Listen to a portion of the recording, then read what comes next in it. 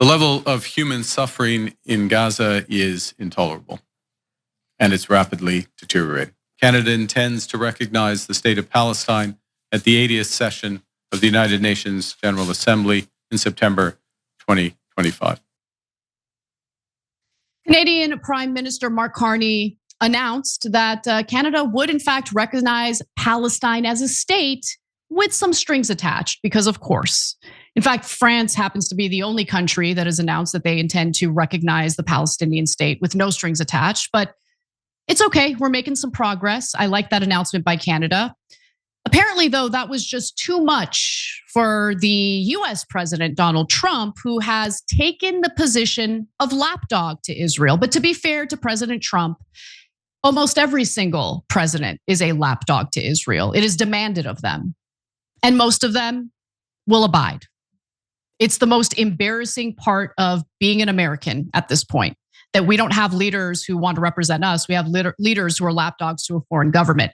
So Trump has now announced that he might pull the plug on US-Canada negotiations for a trade deal, which only goes to hurt Americans and potentially Canadians as well. So here's more of Carney explaining their conditions for a Palestinian state. This intention is predicated on the Palestinian Authority's commitment to much needed reforms, including commitments by the Palestinian Authority's President Abbas to fundamentally reform its governance, to hold general elections in 2026 in which Hamas can play no part, and to demilitarize the Palestinian state.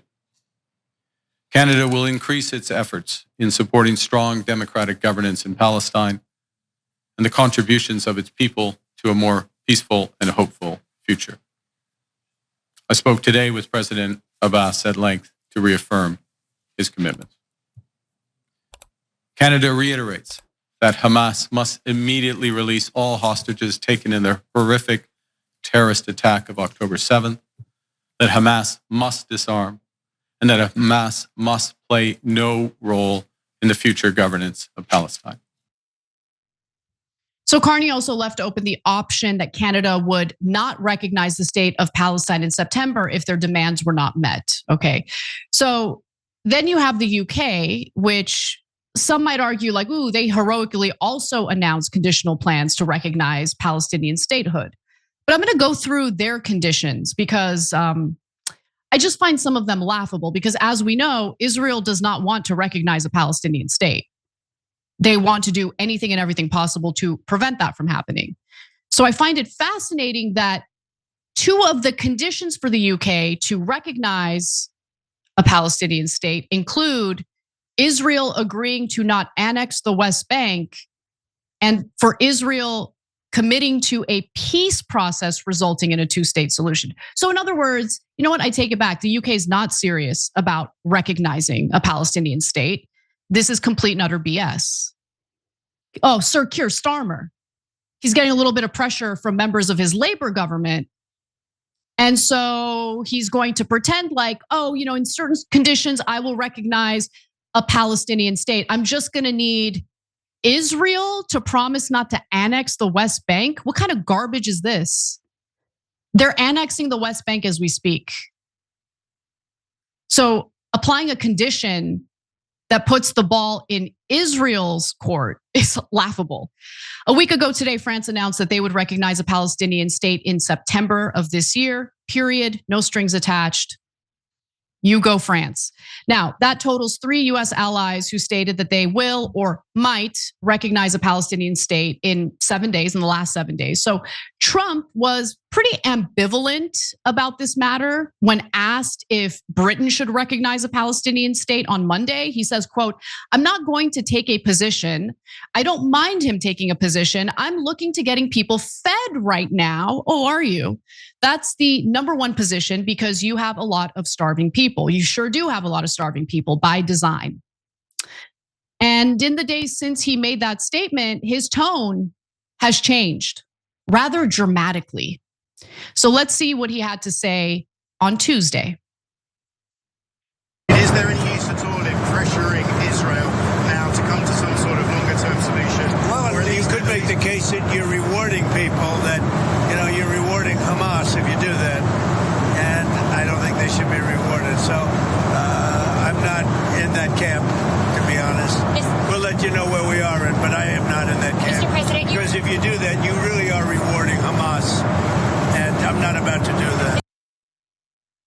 you're rewarding Hamas. Well, okay, aren't you rewarding Israel as they carry out atrocities and intentional starvation in Gaza by continuing to support them? How come that doesn't matter at all? By the way, just going back real quick, I got a little more clarity on the UK, and I want to correct myself because the truth matters, and I don't want to needlessly put out inaccurate information about what the UK is saying. So the UK is going to recognize a Palestinian state unless Israel does those things. In other words, if Israel does not go ahead and start a peace process, which obviously they won't, the UK is going to recognize the state. So my reading of it was incorrect. I got the wrong impression from what I read. So okay, all right. So UK is kind of in the same camp as Canada, and that's a good thing. Let me keep going. So yesterday, in response to Canada's announcement, Trump stated, "Wow, Canada has just announced that it is backing statehood for Palestine. That will make it very hard for us to make a trade deal with them. Oh, Canada." Why? Why would that make it hard for us to make a trade deal with Canada?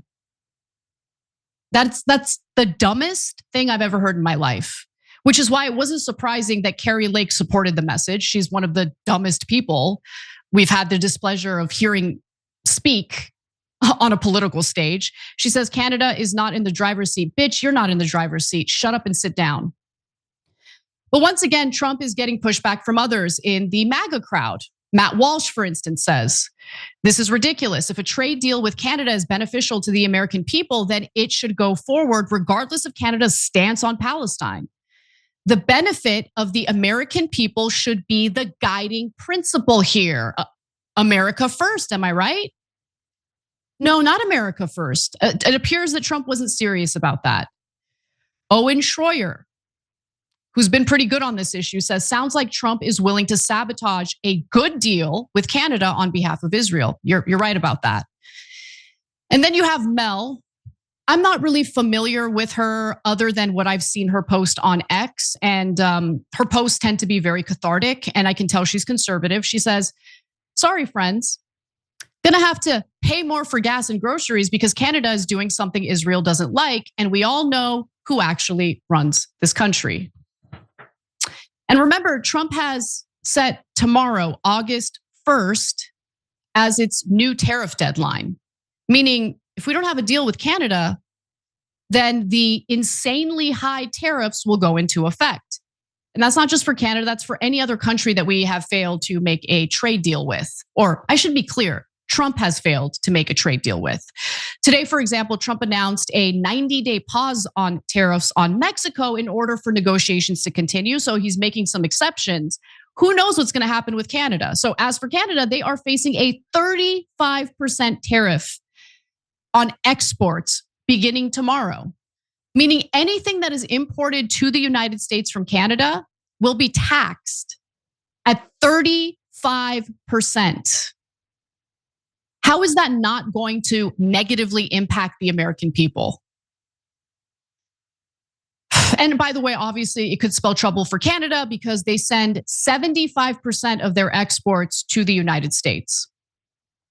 Even before last night's post, Trump had waved off the idea of reaching a deal with Canada. He said last Friday, "I think Canada could be one where there's just a tariff, not really a negotiation." Oh, wow, art of the deal. Great job. But it's worth noting that apparently Trump has acknowledged the reputational damage that Israel's government is doing to itself. Wow, it's amazing. Like the cognitive dissonance here is so incredible. He says, "My people are starting to hate Israel," Trump recently warned one prominent Jewish donor, according to a Middle East expert who speaks regularly with the administration. I mean, look, it's hilarious to me because you keep hearing various mouthpieces from the Israeli government talking about how, oh, we're losing the PR war. We just got to do more censorship. We got to install an Israeli censor over at TikTok so we can control the narrative. You guys aren't going to be able to control the narrative. You guys are killing innocent people. We all know it. We all see it. There is no PR campaign that has ever existed or could ever exist that can erase the war crimes and the atrocities that are currently being committed. That's their doing. And yeah, it is radicalizing people against the state of Israel. Meanwhile, Trump continues to cover for the Israeli government, which is unsurprising to me at this point. It should be unsurprising to all of us. He says that the fastest way to end the humanitarian crisis in Gaza is for Hamas to surrender and release the hostages. Hamas has agreed to give up governance of the Gaza Strip.